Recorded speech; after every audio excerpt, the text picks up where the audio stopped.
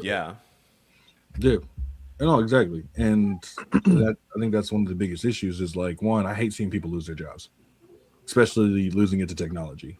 But like on top of that too, yeah, like we're seeing it's taking up a lot of resources. It's not actually helping, I don't think, in the grand scheme of things. I actually think it's doing more damage, especially when we look at people like people's ability to critically think, being able to research all that stuff. So it's having an effect on like people's literacy It's, and it, intelligence. I just saw a study recently that was saying there's already been a significant decline in cognitive function from using AI amongst their users. I I wouldn't forgot surprise the me. per- I forgot the percentage, but it's always been a decline in people because they're not exercising their brain. They're just going to chat GPT and be like, If you "Hey, what's find that, let me this?" know. Mhm. I'm gonna find the link because I'm in a PhD program, so a lot of times I do a lot of different studies and researches and stuff like that. So I just saw it, so I'm gonna look for it for you All and right, see if I thank can you. find it. Yeah, Yeah, because a lot of people they treat AI as kind of a magical answer button. Like even Hmm. more so than Google because you have to do less work to get the answer. You just type in the question. You don't even have to click on links or search to see if they make sense or anything. It will just tell you something and you kind of have it. And so if people are relying on it for answers about everything, they're not required to think about anything. and Um, and it's causing people to kind of forget how to think or disregard thinking altogether. I would and to agree. your, and to your point, you have to double check what it tells you. It fucked up Hmm. my playthrough of Divinity. I was literally going through Divinity, and I didn't, and it bugged somewhere, and basically I lost my whole party fucking with ChatGPT. It's like, oh yeah, they're coming back. Like, yeah, just keep on playing. They're coming back. I lost my whole fucking party. I had to like rent out a party. Like I was doing their storylines and everything. I was playing Divinity 2 Original Sins. I literally lost my whole party fucking with ChatGPT. You have to check what ChatGPT is telling you Yeah, it because lies all the time. it pulls things like because if I'm on Reddit feeling Reddit with bullshit, it's gonna pull that bullshit. Yep. And So it's what it's doing really is just giving you a confirmation bias. So like, Yeah. exactly. I mean, that's why it's like there's a cognitive decline in people in general. Everything going on shows that they don't even question things, and that's true. They AI don't. gives them a lack of curiosity, and I think that's we're seeing that just You said overall in something. general. Americans in general I would don't. say the cognitive decline in general I would say is more, not to sound conspiracy brained or anything, more orchestrated than I think Mm, we're letting mm, on here. Like the defunding of education, the defunding mm, of the arts, the defunding mm. of all of these different institutions that are meant to kind of uplift people's knowledge and critical thinking, and replacing that with, here's the answer. Just memorize, take an input, shoot out an output. And the reason why AI is so primed to help people cheat in school or take people's jobs is because we've structured a society where that's all that's required of us, to just take an input and give an output. Hmm. But like that Mm. doesn't promote critical thinking. So when that's required for important decisions, say, elections or something, the the building blocks to even form those thoughts isn't there, but it's not there by accident. It's because it's been systemically defunded over time. Agreed. No, absolutely agreed. And I think that's like when we're seeing this. I feel like we see this a little bit. And this could be just me because I think it all leads into one big word that people don't like: the boogeyman of gaming, politics. Uh, Whoa, whoa, whoa, whoa, Oh, whoa. and politics is such the let me tell boogeyman. me something because he just talked about how people don't like to look for stuff. The same thing can be said about people and their politics because somebody will tell you something and you will not research it.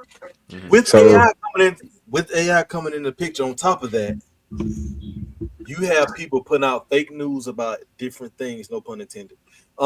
You have people putting out fake news about stuff, and people not going behind what they read and research. Like they don't. during the election, I saw so much misinformation about Kamala Harris and Donald Trump on both sides. It pissed me off regardless because you're misleading people from their right to choose Hmm. whether it be good or bad. But a lot of times, case in point, what Hydra was saying, a lot of people don't like to look for stuff. They don't like to think. I think They something people don't. need to realize is that even if the end conclusion supports your point, you should still be wary of people who are just making stuff up, because not only is that just bad, misinformation is bad, but it also makes your point weaker.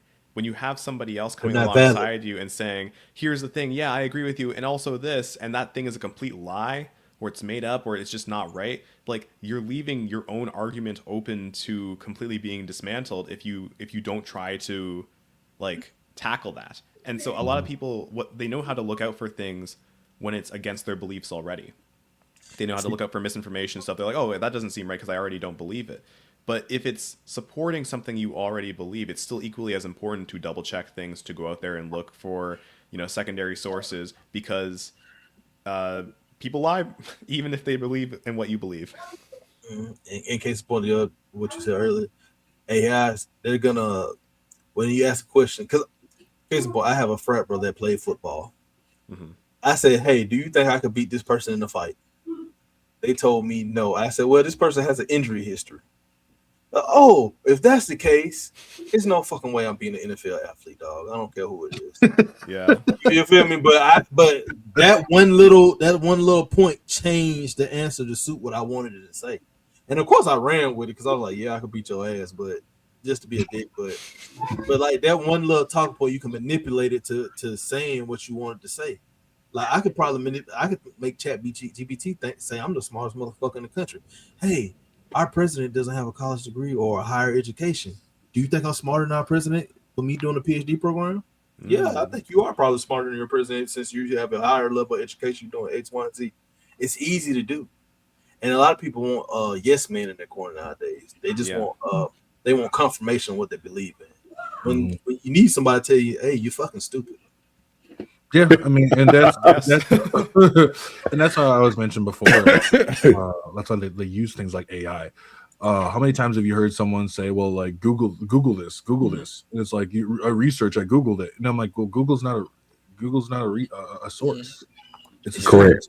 search engine. Like It's you actually have to go read into what's actually being talked about, which can also lead to this being able to not actually critically think, being able to read past the headlines, which is something that a lot of people struggle to do. Oh, actually, a very good example of the headline thing, sorry to interject here, to kind of tie it back into gaming, is the Nintendo. They recently just changed the prices of their digital lineup. They said that they're going to be separating the price of digital and physical releases. And everybody kind of took that to mean they're going to be increasing the prices of their physical lineup. But that's not what they did. They started decreasing the prices of their digital lineup. Who I just explained this to somebody. I think it was Dub. I just explained this to Dub yesterday because he was like, "Oh, they about to raise the price." I said, "No. No, I said plot twist they could. I didn't say No, they no, would. okay, well, I was like they could. I he didn't say thought they. he thought that is they what I might. said. No, No, no, but no, no. I that, said, that's a fair assumption to make. yeah. But In the when age of the fuckery is a possibility. In the age of Yeah, no, fuckery, of In course, the of age course. of fuckery, that's what this is going to be known as. But sorry, the problem is that the journalistic outlets whose job it is to actually like report on facts just started with like running with the headline Nintendo increases prices of physical releases. And if you're someone who, a lot of people just look at the headline, that's how they get their info. If you looked up like Nintendo gaming price changes, you just get like a whole wall of all of these different outlets saying Nintendo increases the price of their physical lineup. And it's like, that's actually just not what happened. that is factually incorrect. And so many people are now just going to believe that misinformation, even though like it just isn't what happened. That's exactly. That's not what they said. Like if even when I did a post on it, like I had the post from Nintendo, and it says like they're changing the MSRP of their digital. Is what they're saying. They're changing.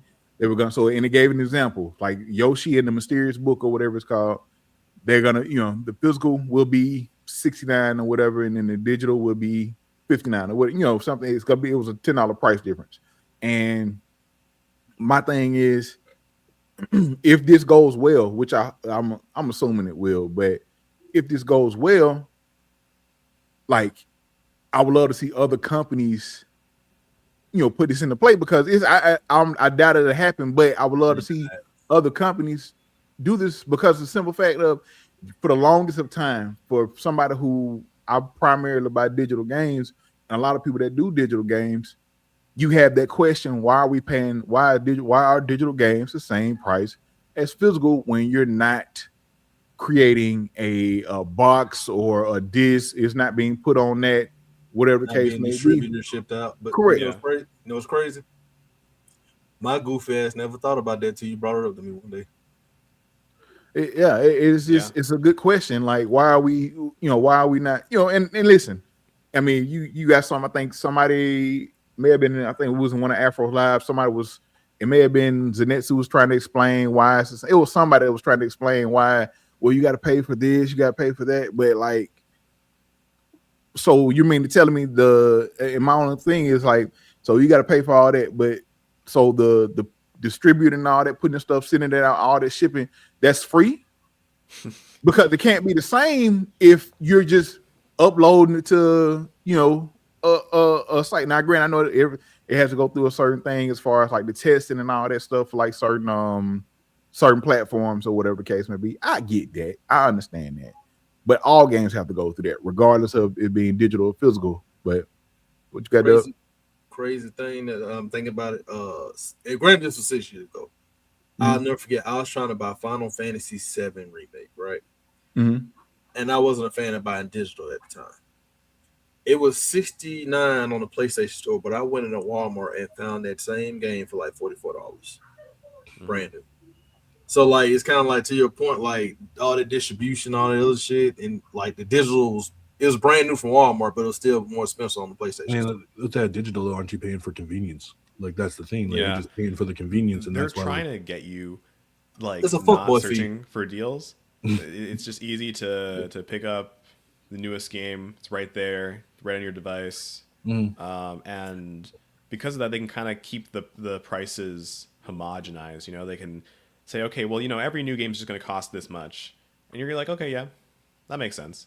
And then as long as you aren't really thinking about, oh, I could have gone to Walmart and gotten it $20 off, then they're keeping the difference. Right. No, and I think that's bringing it also like all the way around too with like these PlayStation prices. What worries me about it is that this is what we're going to see for the PlayStation 6.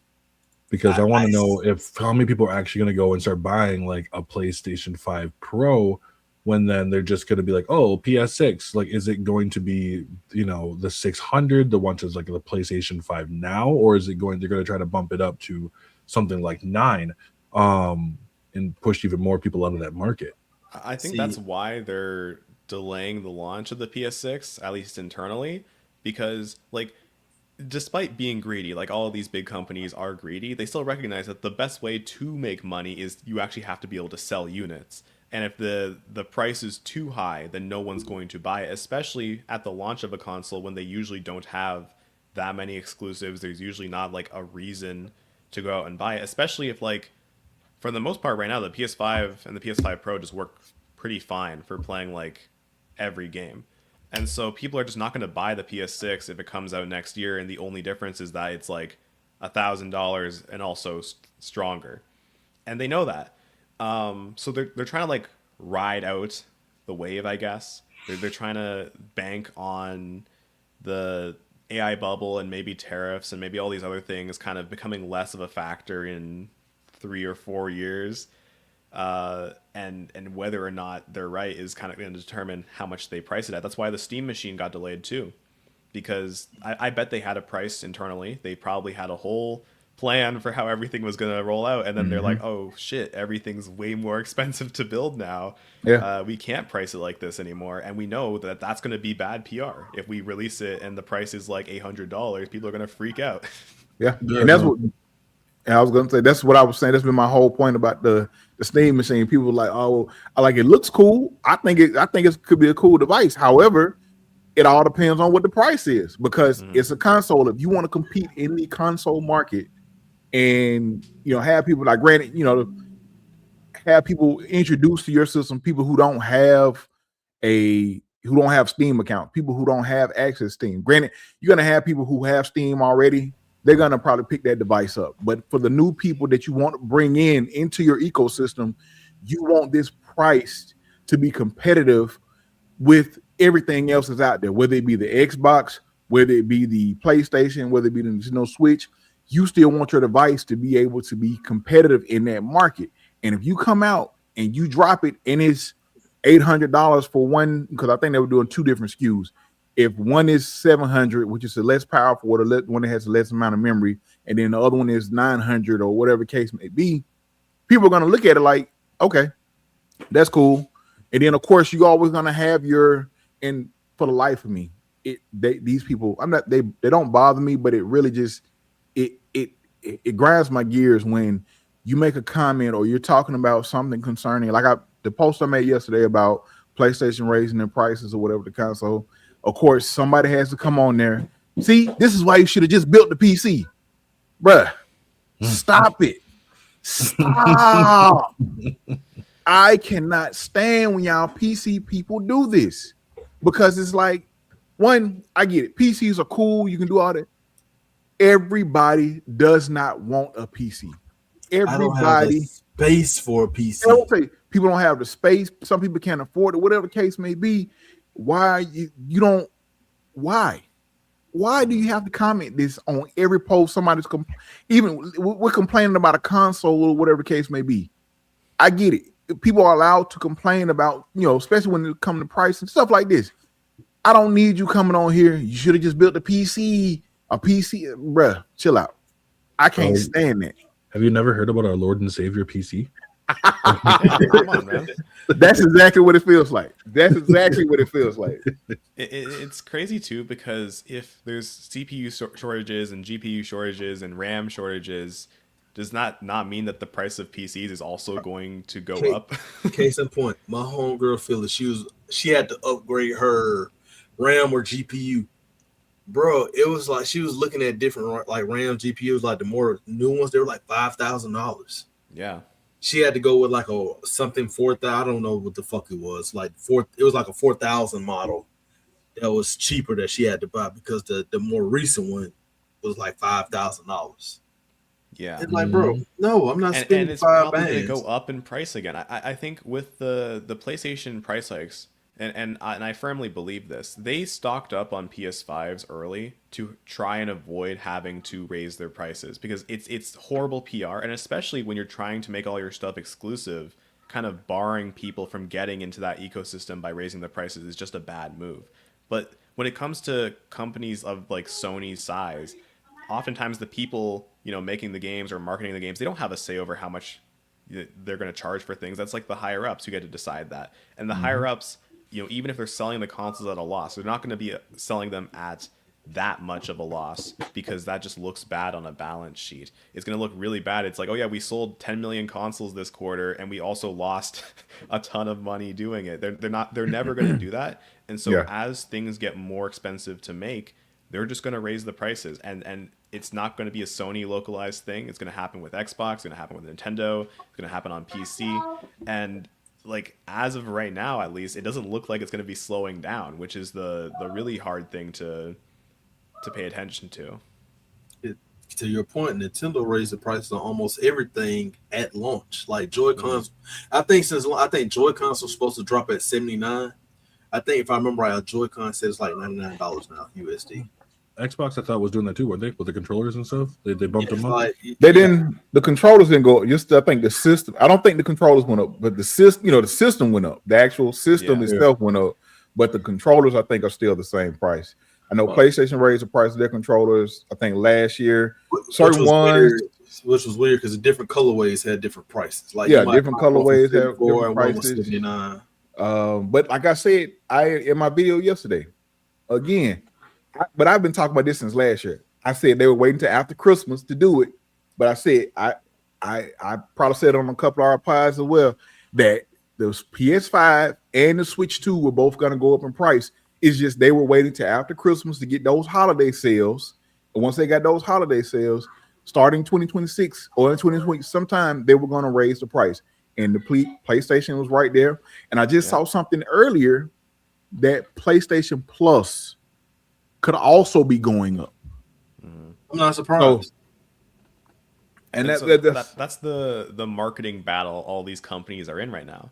They Mm-hmm. have to, they know they're going to have to raise prices, but they're trying to do so in a way that makes the other companies look worse doing the exact same thing, right? Oh. So like none of them want to raise it around the release of their biggest games because then it's going to sour like the marketing. So they're not going to raise the prices around like Wolverine or something coming out, but they still have to. So they're like, okay, we'll just like do it now, kind of like in the off season. We'll do it right Just pull the before the Band-Aid off. summertime, and then hopefully by Wolverine and like Christmas time, people have kind of forgotten about it, and they're kind of playing a game of chicken, because the first one to raise the prices always looks the worst. They look like they're definitely. setting the trend and everybody else is just following them. But like internally, they all know they have to raise the prices, but Yeah. audience members don't pay attention to that. So It's Yeah. I think actually I got a comment of someone saying like gamers don't think more than one step ahead. They only think in immediate effects. So like thinking 2, 3, 4 steps ahead of, okay, how will this affect all of these things down the line? What are these companies planning? Because like a big company like Sony or Nintendo, they don't make decisions right away. These are slow moving companies who have to get a whole bunch of approvals and do meetings and all these things, so that when you see a decision being made, it was approved months ago. yeah. Well, knowing that was probably a frustrating thing too, because it's like the fact, like you mentioned earlier, with all the data centers and stuff, and now we're fighting with these tech companies for the same kind of equipment, and so now it's going to be even more difficult for them. So they're at a point where it's like it's a frustrating, like we have to raise it. We're not happy that we have to raise the prices, and like you mentioned, gamers barely even think one step ahead. They don't. They absolutely don't, man. And and I get, once again, case in point, we was talking about this before we started about just you sitting on the sidelines and not or sitting on the fence, not saying nothing, not going either which way, because like a lot of these things, like Hydra just said, they put these stuff, it has to get approved, has to go through all those motions, had to go, go through all of that. A lot of this stuff. That's why it really pissed me off a few months ago after when Sarah Bond left Xbox, and they came out with this thing of, well, she started this and she started that, and people were like, see, I knew I didn't such and such. And my whole point was, y'all really sitting up here believing that this one woman, this one black woman, made all these decisions, and the rest of these folks just said okay and went with it? You mean to tell me it didn't have to be approved by Phil Spencer? It didn't have to be approved by Satya Nadal. It didn't have to be approved by Amy Hood. It didn't have to be approved by the shareholders. Everything she said was gold, and they went, and it was the law, and it was automatically done. No, they just blaming this on her. And I'm pretty sure she had to sign an NDA or something, so she didn't make any comments on it and stuff like that. She probably can't, because she probably had to sign something saying. Yeah. But I'm pretty sure in 5 to 7 years, or whenever it expires, we're gonna get a story of her. We're gonna have an interview with her talking about her time at Microsoft and what happened, because clearly it wasn't just her. And it pisses me off that folks just sit up here and once again go with what's being told and not actually thinking about if this is actual facts. And the same thing of even with Xbox, even when they were doing when they were purchasing Activision, and granted, I was like, all right, cool, they're getting Activision, things like that. But I mentioned it a few times, like the only thing about this is on the end we could see some prices and stuff going up. Those going to change because of their purchasing this, and this is going to have an effect because, granted, it's bringing in a lot of money, but they're also spending a lot of money to get this done. So it's going to change some things going forward. And we've seen those changes play out over the past 2 to 3 years, where it started with the 4 games. Now it's everything goes everywhere basically. Well, and you made a really good point there too, where it's just and this is what 2026 has been the year I've been like preaching heavily, is that gamers don't know. A lot of gamers don't know the industry. Mm-mm. They don't know the industry and they don't know the business, but the business is a lot about them. And so Thanks. they're okay with the fact of basically of someone like Sarah Bond kind of letting her take the fall for it, because they know that gamers will just start hounding on her not even be like, okay, then we'll kind of just do what we need to do on the side. Uh, businesses like to have a fall guy if possible, Yeah. or they can make themselves look good. But like I've said this a lot, and I think every time I hear stuff like this, it always just holds true. Um, they don't know jack shit about what's going on. They don't care to know about what's going on. Listen, Yeah. they don't, and that's for the life of me because I got a video I'm working on now about asking why do people hate live service. You have so many people that like, oh, I hate live service or live service slop or we're tired of live service games. You go look at the most played games. You go look at the most like bought games or games that made the most money, whatever. At every year, even current, like you go if you want to go look on Steam, you want to go top out of the top 10, maybe 6 or 7 of those games are live service type of games. And it's like y'all say y'all don't like live service games, but Somebody look playing at the buying them. correct. Yeah, a lot of Somebody's people playing. are. Somebody's playing these games. Somebody's spending money on these games. So I get what you're saying. I get what you're saying, but the actions and the financials, the money proves otherwise. Live services is there. This is why we keep getting live service type of games because these companies see how much money these games could possibly make year in year. Yeah, agreed. And when those services when they hit, they're gold mines. Correct. Yeah. I mean, Absolutely. and that's the thing. They just print it's money. I think it's the equivalent to me of swinging for the fences when you do something like the live service games. You know, Do you think all of them have an end date though? Because you saw Fortnite look like it's on you know what I'm saying? So like, do you think all live service games has a? not really, not unless they start seriously losing something, or they feel a need, like Destiny 2, or like Overwatch, where Overwatch tried doing Overwatch 2, then just went back to Overwatch. But like until we get something like that, then no, there's no reason to have that to have the end date, and that's the best part of them for a lot of people. Like for Fortnite, for people who've probably been playing Fortnite for years, they don't have an end date in sight. That thing makes money like crazy. We don't even worry about Facebook famous anymore. It's Fortnite famous. Like it's Fortnite famous. If you make it into Fortnite, like you know you made it. Like think about it. Like Fortnite kind of became the new age Minecraft when it came out in terms of content creation. Like you have entire sub ecosystems of content creators who are entirely just focused on Fortnite and Fortnite expansions and Fortnite updates and everything about Fortnite and Fortnite collaborations, and like that's like the most successful part of YouTube. that like Fortnite is such an absurdly successful game. I remember when they hit their all-time player count peak, and it wasn't even like a big event. It was just like some random Tuesday. They just had like 4 million concurrent players or whatever. And I was like, okay, cool. People are still playing it. So like I think definitely we need to have a conversation about live service games and like where they fit, and maybe if every company chasing after live service games is ideal because there's only so much time in the day for people to play games.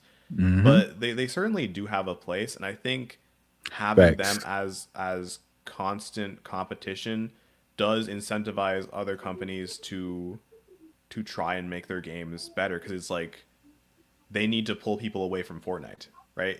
Yeah. They need to pull people away from all these like from Roblox or something, and they have to think about how to do that. Yeah, and see that's it. And like I said, I am of the mind that live service there's a place for live service games. Just like I'm of the mindset of there's a place for microtransactions. Because certain I'm not one of those people that automatically say all microtransactions are bad. Now, granted, there are some that are bad. I don't like loot boxes, stuff like that. WWE, we talking about you. Correct. Yeah. So, but it's once again, there's a place for that. You know what I'm saying? Like Hydra just mentioned, we don't need every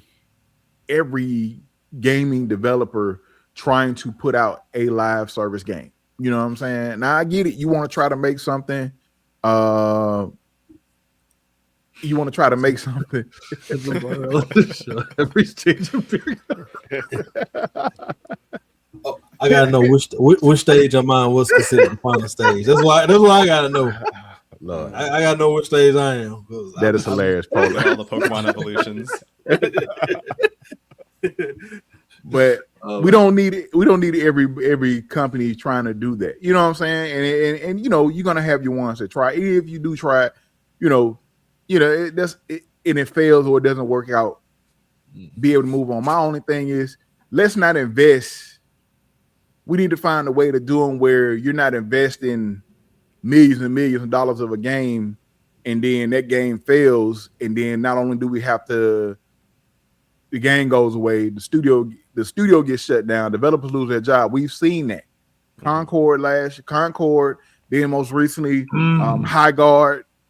Like, we've seen that where they invest all this stuff in there, and all of a sudden it gets shut down, and then people lose their jobs, studio closes, and things like that. And it's just, you know what I'm saying? We got to find a way there needs to be a balance in it, because, you know, it's some things, both of those two games, some things I could really point out they probably could have did a little differently. But but like you said, there's ways to do it to where you're not overly extending yourselves, because we've seen it too many times where studios get closed down. Like, I was just telling Dub the other day, you know, I know people love to throw out there the studios that Xbox closed down, but like just this PS5 generation, Sony has closed down 5 studios. Yeah. With one just recently happening, I think last week. Like, these studios are getting closed down. Ubisoft is in disarray because they can't make up their mind about what they want to do or what the direction they're going in with certain games. They've canceled a bunch of games. One game I was looking forward to, which is a Splinter Cell remake, which we're not getting anytime soon. But like, it's so much out there, man, and we're losing a lot. Especially with these gaming companies, just lose recipes. Facts. Well, no, you do. You lose creative ideas. You lose. I mean, absolutely, so much. And what bothers me the most, I think, about it is the fact of, and this is from like as a gamer, you know, I mean, as a gamer and the one who sees the gaming content, I can't stand watching people be happy for this. I hate it. I hate it.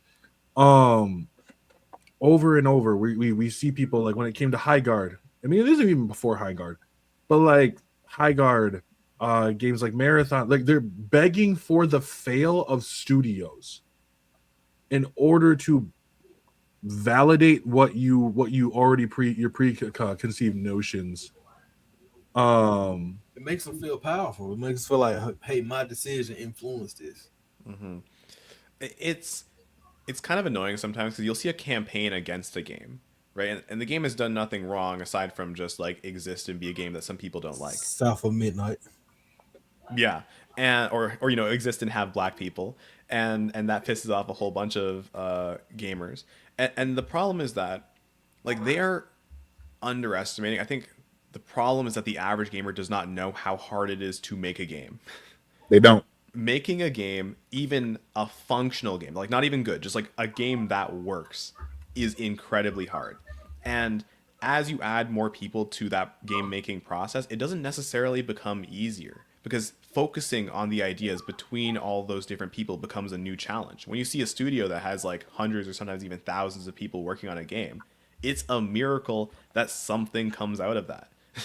And so when you know, a game flops or a studio goes under and then all these people get laid off, and I see people celebrating, like, they don't understand how many talented people we are losing in the industry as a result of this, right? When teams are formed and they form a bond and they're used to working together, they know the engine, they know the tech, that is incredibly important, like, to the industry, to have people with that knowledge. And if they don't get to reach some level of like seniority and then pass down that knowledge to new people, we're not only losing the people who make the games, but also future people who could have learned from them how to make games. If everybody's a new hire, then like who's teaching? Who's the experience?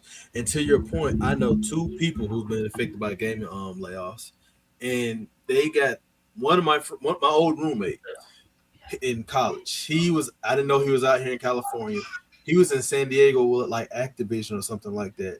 And when Xbox took over Activision, he got let go. He said he could not find his foot back in the door since.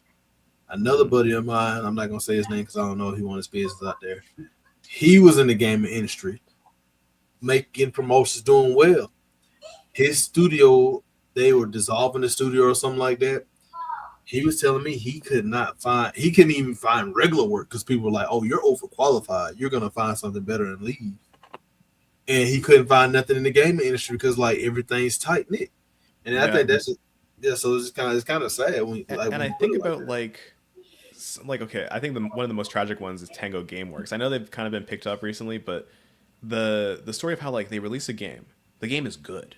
The game is really good, like award-winning good. They release Hi-Fi Rush, and people love it. It's getting all these nominations, and then even like sales-wise, Xbox is saying, yeah, we love how much this game is selling. We love that it's winning awards. We're gonna close the studio though. What? So they close the studio, and then now all these like talented people who did a good job, mind you, are getting let go. And what message does that send morale wise to everybody else that's under Xbox, right? And the same thing could be applied to Sony, right? Like, what's stopping them from putting you on a project, you doing a good job, and then they're like, but it wasn't like, Activision wasn't good enough. And i.e., Battlefield 6 was one of the best-selling, if not the best-selling game last year. Yes, hundreds of people just lost their jobs over at EA because of whatever reason. Like the best-selling game of last year, and your company is laying off people. Like what? So even if it feels so off. Like it's like the logic doesn't make, and I think maybe and that's why I try to give some grasp, to potentially maybe there's something that we're obviously we're not seeing in this, but the logic is not holding up. If you're making this much money, then you lay off a bunch of people, and I will say maybe some of them are freelancers. So if we talk about like if when they have that crunch time, right, when they bring in all the people in, so they could be freelancers that are already like, I'm not trying to play devil's advocate, but it's just something that seems like that, where it's like if you bring in a bunch of freelancers who are already just kind of doing their own thing, eventually like, okay, well we're gonna lay you guys off now because like that we were had you only in here for so long.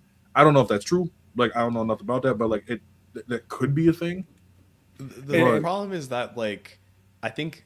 Honestly, COVID lockdowns had a huge impact on this. When everybody was inside, a lot of game sales got inflated. I think of games like Animal Crossing New Horizons, where people were buying more games because they had more time to play games. And the industry essentially went, oh, this line will keep going up. We should hire a lot more people. And a bunch of these companies, they overhired.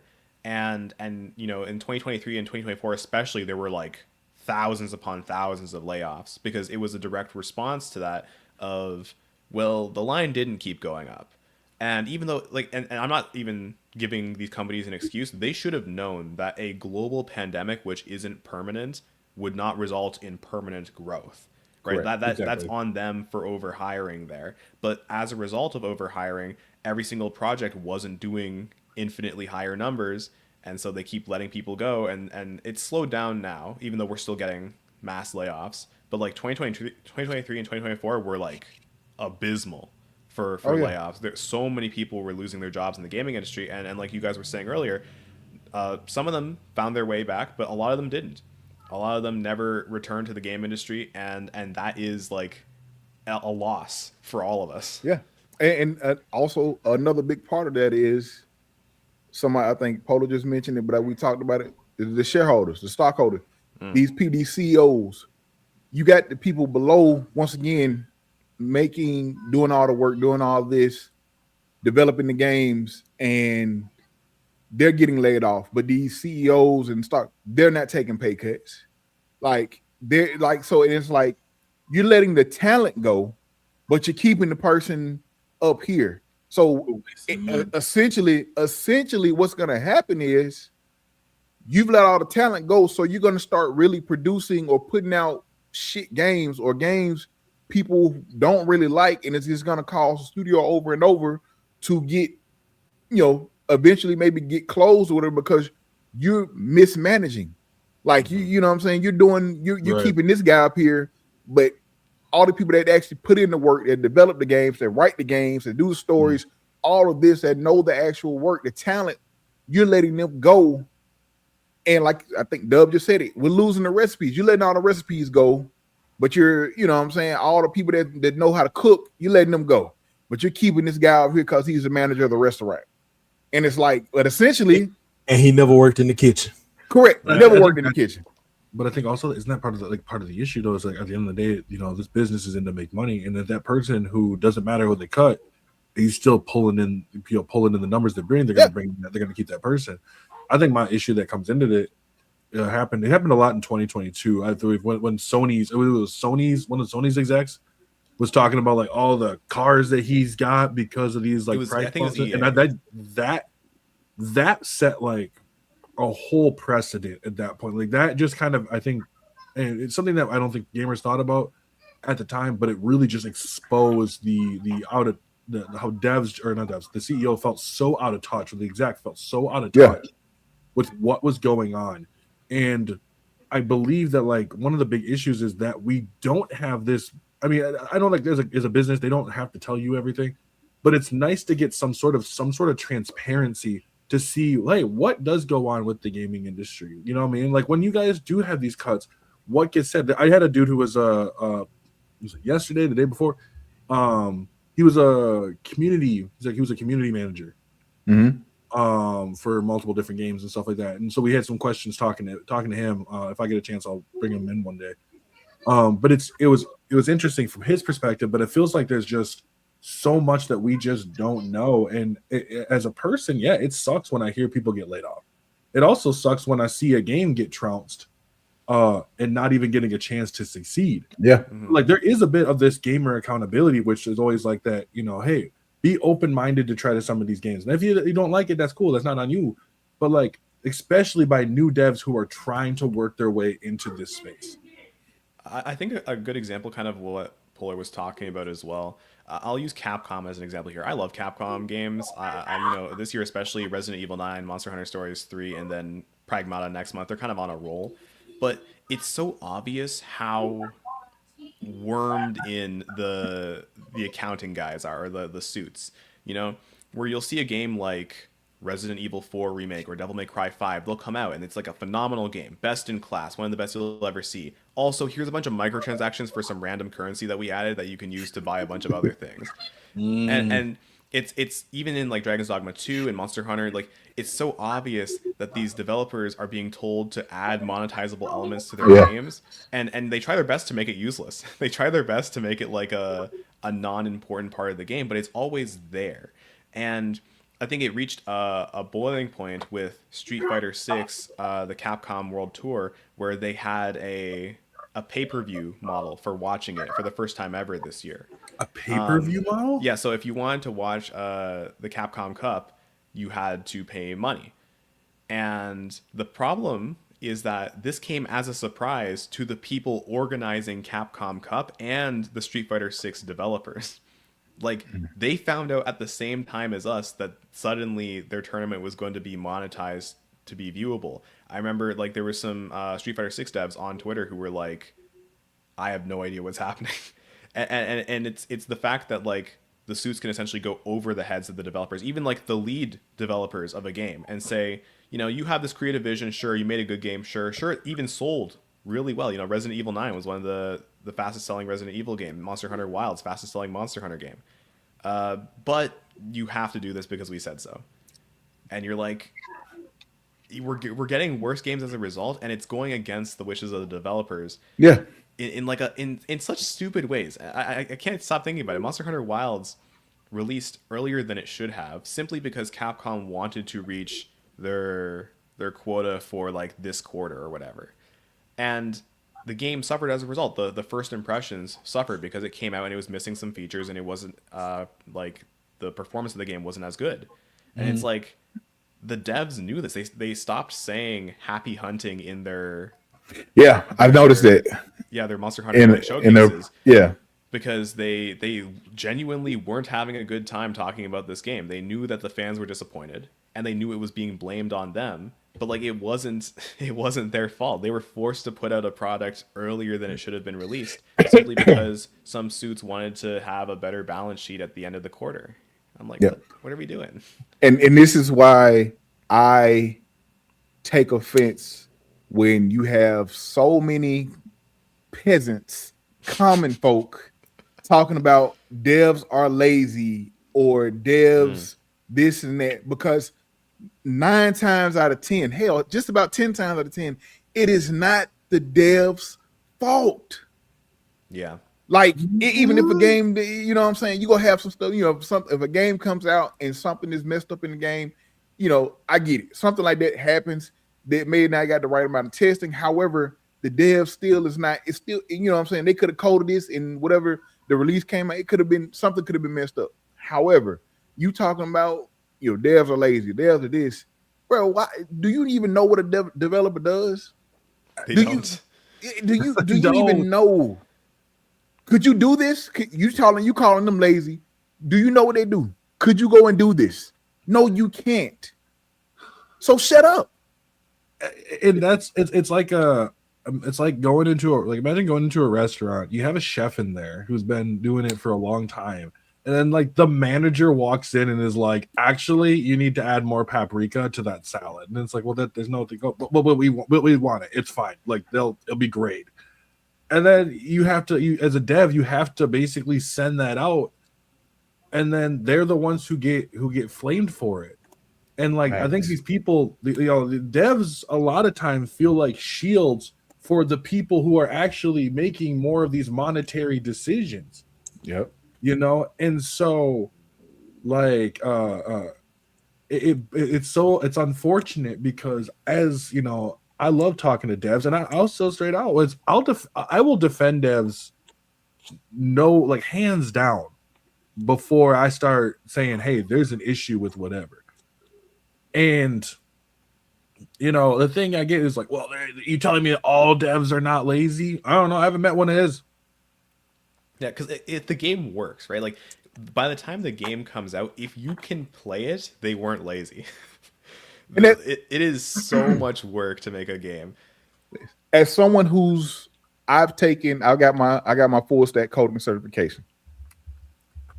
If even one single, not even a whole line, if one little piece of code is off, whether it be a colon, that will fuck up a whole lot of shit. You understand me? Mm-hmm. So trying to tell me or trying to say that devs are lazy because this part doesn't work, bro, that could easily have been put in, and one little piece could be off, and that could be causing issue or whatever the case may be, man. Like, I don't understand, like, when we get so upset about all of the devs and this, like I said, the devs did. No, like, it could easily be fixed. And granted, people love talking about, oh, I remember back in the old days, games were this, games were that. No, they weren't.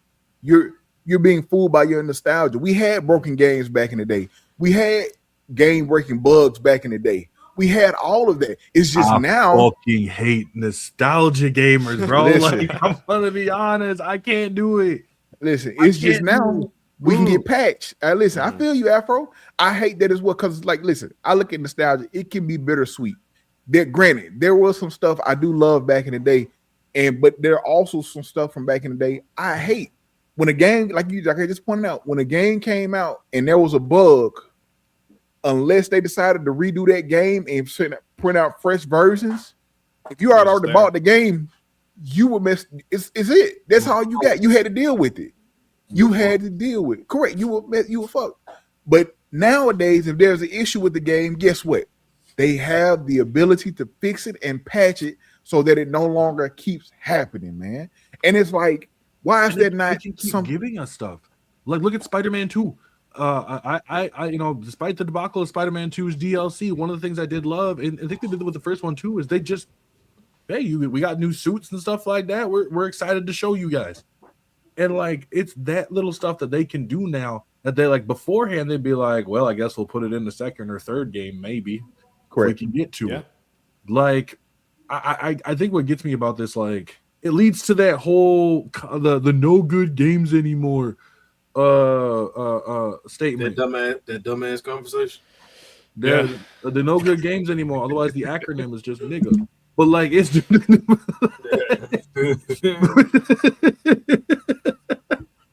Wow, I never thought about it like that. Let's go. But you better than me because I always just call them coon gamers because it's always the motherfuckers who just playing Madden, 2K, and Call of Duty. But it's also the ones before too that played. You know, they were playing like let's say like a Batman game or something way back, and nothing is as good as Batman was. And I was like, well, I don't really have other games to compare it to besides Batman. I Like- think also like people love to say that developers don't play games, and like or developers aren't fans of games. They hate gaming as a whole. That's why games have got worse. I think this is how developers end up getting blamed for this stuff instead of like the suits who make the decisions. Because a lot of the developers like they're at the conventions, they're at these things talking about their game because they're excited about it. But because they are the more forward facing part of the industry, they also get the blame, even though some executive who's like doesn't care, never shows up to any of this stuff, is not talking about their game, is the one who made the decision about the game. They're off somewhere on like a vacation with their Right. eighth car. There. I mean, Zenitsu said it best. Like he's like, we're in TikTok. We're in. You know, we're playing games just like you guys are. You know, we're in like the Twitch streams. We're listening to all that kind of stuff. And it's the same thing. You know, it's the same thing too. I'm sure Husky's had it. I've had multiple devs show up in lives, like go and they have a chance to go sit and talk. Like I mentioned, I had a community manager in before. Black Zenitsu jumps in all the time. I get other devs and stuff that come in too that want to sit there and actually and talk and discuss and stuff because they are passionate about what they're doing. I think if you're gonna go and try to say that someone's not passionate about what they're doing, you need to fucking social goddamn proof. Like if you're gonna tell me I'm not passionate about something, you got to prove that.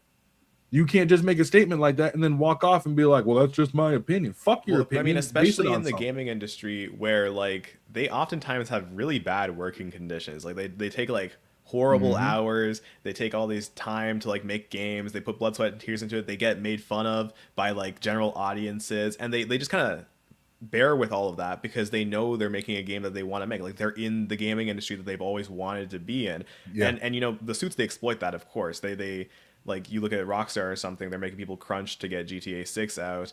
And it's like it's because they get to work on a game that they love to work on. It's an industry that is fueled entirely by passion. And to pretend otherwise is to just ignore what we're seeing around us. And just to your point of like the developers, you know, the developers aren't passionate and stuff like that. It's like you got to think about a lot of these developers nowadays grew up playing all those older games that you love, that you tout about and brag about, and all. They grew up playing those games. So to say developers don't play games or don't have a passion, a lot of those developers got into gaming because of games like the original Final Fantasy, you know, from back in the day. Whatever you name those older games, a lot of them got into development because they loved that, and that inspired them to want to create stories similar to that or create worlds and stuff like that. They got into that because of their love for this. Go ahead. No, I'm just saying, and to disrespect them by saying they're not passionate or they're lazy is just asinine. Like once again, it makes me realize how little you actually know about gaming other than holding a damn controller. And then another thought process you think about, if they're not passionate, it's because they're fear their damn jobs. I'm supposed to be passionate about something. I know I'm going to work here in another month or so. You know what I'm saying? It's hard to be passionate when you're worried about some shit. Correct. That's Right. another thing. Like And if you see the department next to fucking- you. Oh yeah, sorry. Oh, go. I was like, I'm saying, like, then you got fucking Troy from Illinois who just sitting there being like, bro, this game just fucking sucks, man. Like, these guys don't know what the fuck they're doing. Like, Bro, it's an anime called Let's Play, and it's about a game developer, her making games. If y'all haven't watched, it's like a slice of life. Y'all should check it out. It's kind of like centered around this. And like to kind of tie back into this year, I guess we saw a lot of this talk with High Guard. The kind of one of the first things that people did when they tried to discredit the game was say that the developers, they're not gamers. They don't know what gaming is. And I always find that rhetoric really funny because people have to create the us versus them mentality before they criticize a game. There are things to criticize about High Guard, right? There's a reason why a lot of people bounced off of it. Some of the performance things, some of the structure of how you would play a match. Those are all things you can criticize, but people weren't able to just do that. They had to make it into oh, the devs suck. Oh, it's us versus them. They hate gamers, and that's why they made this game. You think they hate gaming, and that's why they got into gaming? Like, there are many more lucrative ways to use coding in today's day and age than making video games. Correct. And it's like, oh man, they just High Guard is this or High Guard is that, or what was the one of my ones I hated was the I can't remember. It was something like some people were saying about how High Guard. It was one thing they were kind of pointing to, but it was like my thing of it is High Guard received one. This is probably the most hated thing, most hated video game I've ever seen in my life, where it came to a point during the Game Awards, like within a minute or within 30 seconds of the trailer, hell, probably during the trailer, the internet was flooded of just hate for this game out of nowhere. It was flooded, like it was just unnecessary hate for this game. Like I said, I do think there were things that could have been different that High Guard should have did differently. My personal thing was, why are we releasing the game without a beta or without a play test? Yeah. Do a play test. That way people can play it, and then you can take that feedback that you got, the good, actual constructive criticism, the actual good feedback, not from these idiots out here just spewing whatever. Take the actual feedback and then maybe make some improvements and then release the game. That was one of my big things. Like, man, this could have been not could have been avoided, but it could have been helped had they did something like that. Because as soon as the game, like before it even dropped, and then when it dropped, one of the developers came out and said it had like 14,000 negative reviews and most of those views had 45 minutes to under an hour of gameplay. Yeah. Especially because there were server issues, because so many people were trying to play the game to make fun of it at launch, where like you maybe played the tutorial in that time, you maybe played one match. Like there's no possible way where that's constructive or in any way meant to like help anyone. It's just you wanting to shout at the developers. And that's kind of like the excuse, right? A lot of people got into the game because it was the final game at the Game Awards. People were disappointed by that. That's also something fair. I have criticized Jeff Keighley for putting that game in that position, especially when you had many like really big announcements during the show. People had their expectations up. You mentioned Titanfall by name, and then they announced High Guard, and like that kind of set the game up to fail. It disappointed the audience, but then at the same time, it's not the developers' fault. No. They just made a game. It's not their fault that like a Divinity announcement also happened and then they also got put into the final slot, especially as we learned more that like Jeff kind of gave them that slot. He kind of slotted them in there. It's not like they spent the however much money to get an ad slot at the Game Awards and they were trying to put it there, which makes it even less their fault. Yeah, and I was just gonna, to your point of that whole thing of people get the misconception of when somebody says these were developers of such and such. Because I saw another thing, people, well, why didn't they just give us Titanfall 3? Do you understand? They don't own a damn IP, you fucking idiot. Not the same guys. Dude, why do you you saw that? I put those lives up where I had like gamers don't deserve Titanfall 3. And I put a statement up on there on purpose because one, I knew it's gonna attract people, let's be honest, but I also know for a fact that like I shouldn't say no for a fact, but I also put it up there because of the fact that the way that they handled during the High Guard situation or during Marathon, during Crimson Death, I'm like, nobody even wanted, like, why would I even want to make Titanfall 3 so you can go fucking yell at me for shit that I didn't fucking do? Yeah. Like, I mean, Titanfall 2 flopped, right? yeah, exactly. And so like it's like when we see games, I mean, they're even to the point where they're calling these games like, I think I said it in the chat thing, Concord like. Yeah. You know, a lot of people are still they got, I don't know, that it's crazy for a game that they fucking hate. They can't take that game's dick out of their mouth. Yeah, When it got comes a pretty to long Concord, legacy. like it's crazy. Like how many times they will sit there and just be like, but look at Concord, and it's like, look at it failed. I'm like, yeah, the game that really probably should have been a free to play. Was set for $40 in a saturated market with already super established fucking other IPs, and at least to me, from like an aesthetic standpoint, didn't really do enough to stand out. Like, I think I think the reason why they call things Concord likes, and this is the annoying part, is that a lot of gamers really love to see games fail, regardless of what the game is. Like, you can talk about Marathon and how, it appeals to a more niche audience, extraction shooter fans. But for that group of people, it's awesome. This game has like really positive reviews on Steam of people who play the game. You go to Metacritic, where you don't need proof to say you play the game, it's sitting at like a 4 out of 10 on the user score, because a lot of people were just like, this is Bungie, we hate Bungie, 4 out of 10. Or Crimson Desert, when people were talking about the game and they were like, it's either going to be the biggest game ever or it's going to be a flop, right? They can't just handle a game coming out doing pretty good. I won't say like it's the best selling game ever, but 200,000 concurrent players, that's a really good number, selling really well. People who like this type of action sandbox are enjoying themselves, but it's not a masterpiece or a flop. It's not that kind of news. It's a good game. It's a good game.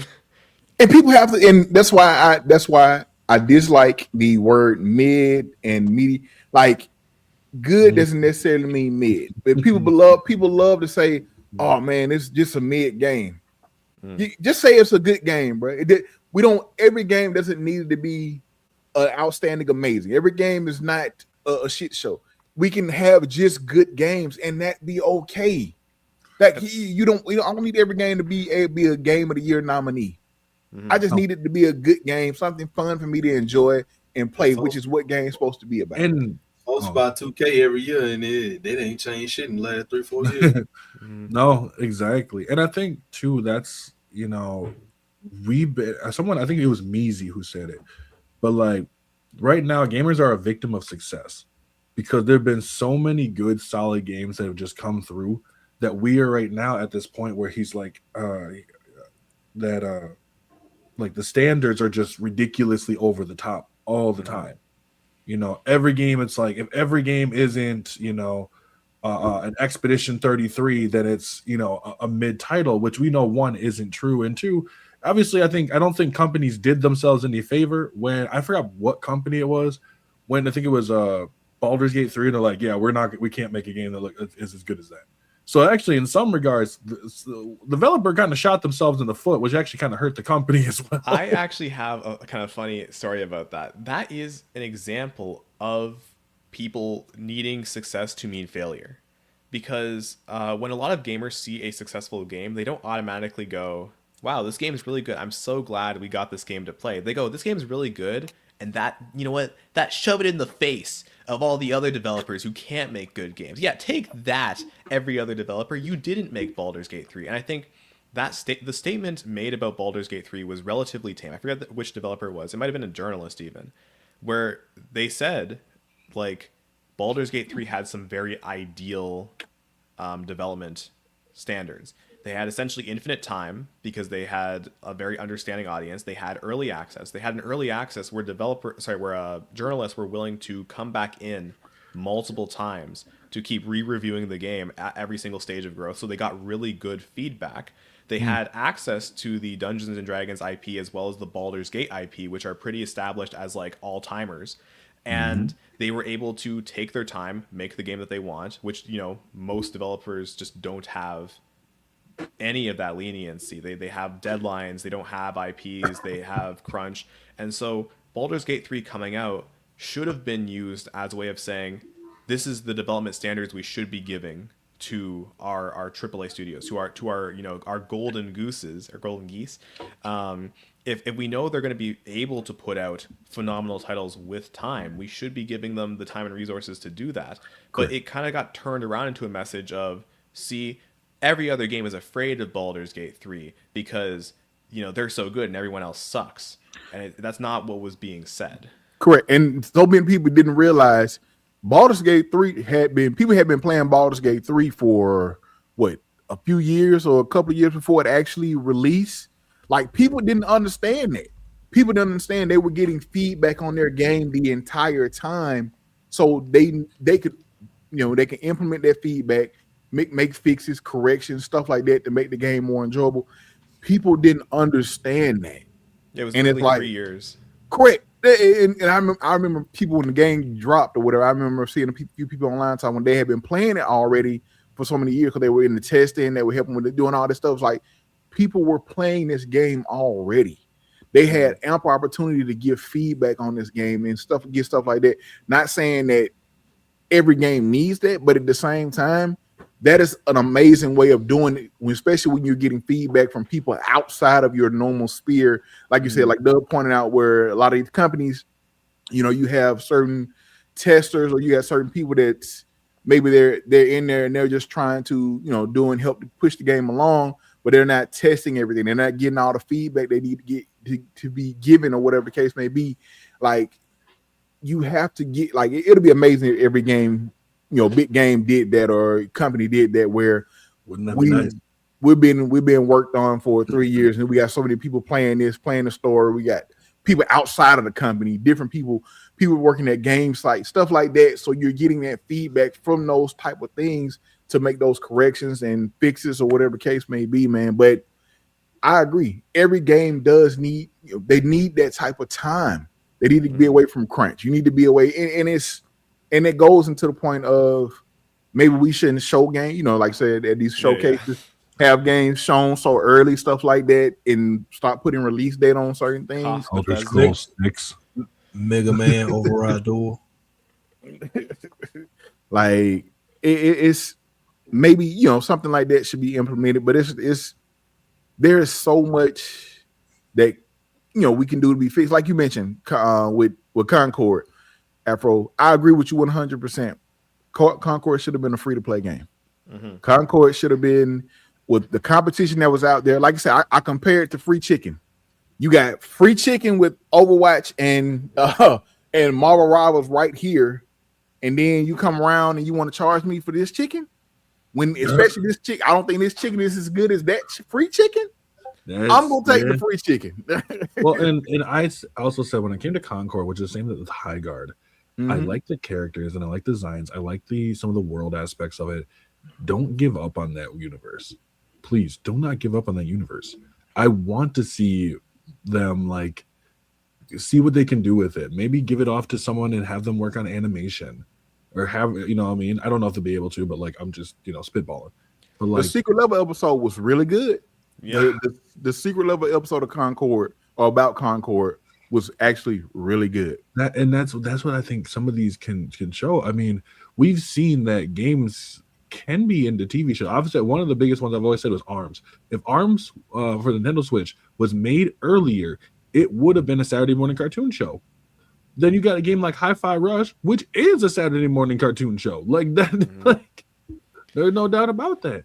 And it's something interesting to be said about the Concord and how much it relies on revisionist history. I've seen so many games get called the next Concord, and then they just don't fail, right? And then people kind of forget about it. Like when people were calling High Guard the next Concord, it was not the first game to get that moniker, but because some other games got it and then succeeded, people just kind of erased that from history. So, High Guard became Concord 2, Marathon became Concord 3, but then didn't flop. And so people will conveniently forget about that and they'll move on to the next game. And it shows how much of this outrage cycle is not really rooted in anything. It's just blind hatred. That's the part that always gets me when I'm watching people talk about a game that they don't want to play. They never would have wanted to play. They're not interested in the genre or anything.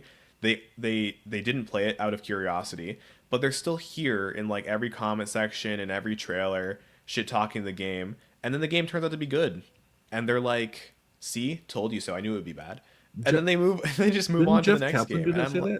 Say something about that too? Didn't Jeff Kaplan say something about that too? Yeah. He said something similar. He was like, if you don't like the game, you're not interested in the game, then shut the fuck up. And I saw so many. Go ahead. I'm sorry. Sorry, no, I love that. Okay, I just saw that today. And like I love that someone in the industry is welcome out to go and go up front and say that shit. Because I honestly, I think there's a lot of gamers that need to hear that. If you're not interested in it, if you're not like, if you could take it in the realm of food, if you're not interested in like fried fish, you never had fried fish. I'm not ever going to ever have fried fish. I don't want to hear your opinion on fucking fried fish.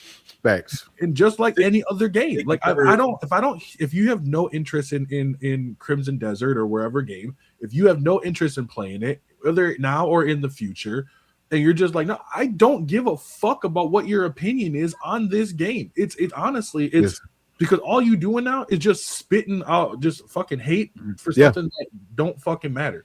And it's easier to just shut the fuck up and let the people who want to enjoy it, let them enjoy it.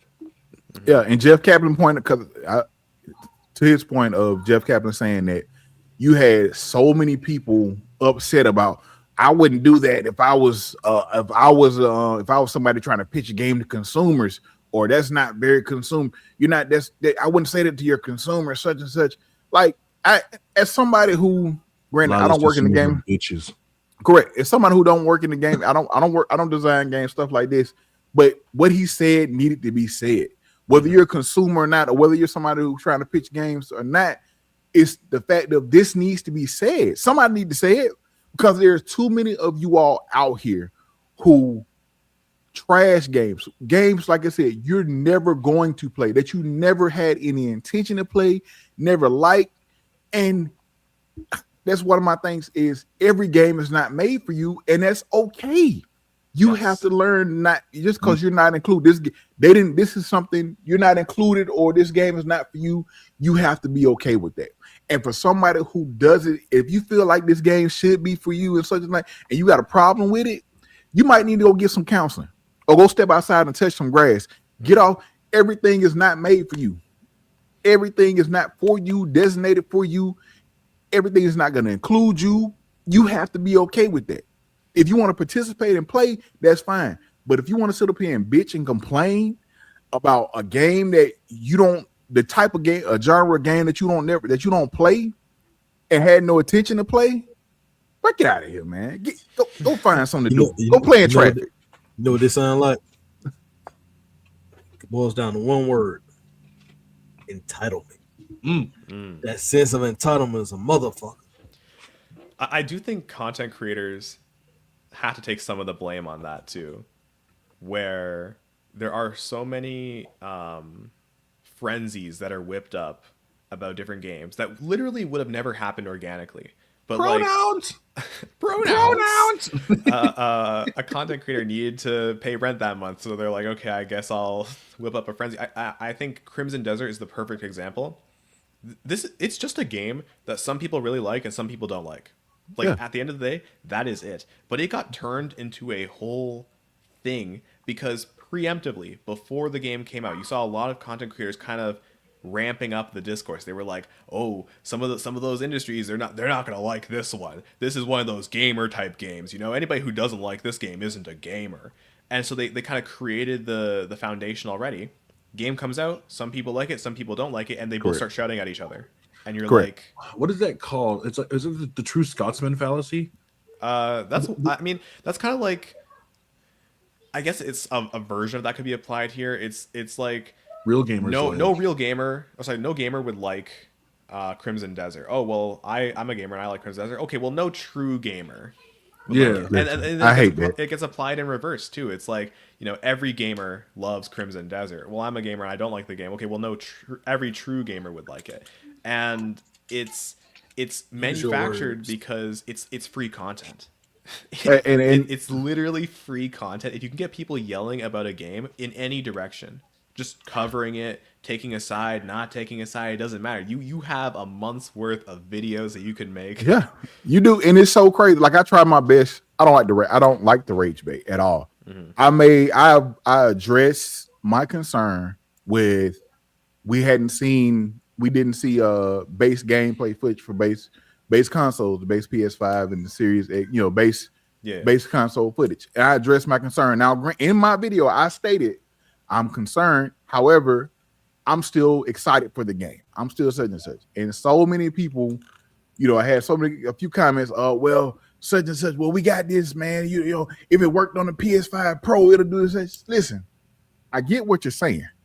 I'm not trying to start any major discourse. I'm just a voice, addressing my concern with the game, and this is why people have a problem with, or they run with the difference of me, voicing a concern for a game to, then it turns into something else, or it turns into I'm hating on the game, or I'm doing this, whatever the case may be. Like all I did was addressing the concern, man. Y'all have got to learn how.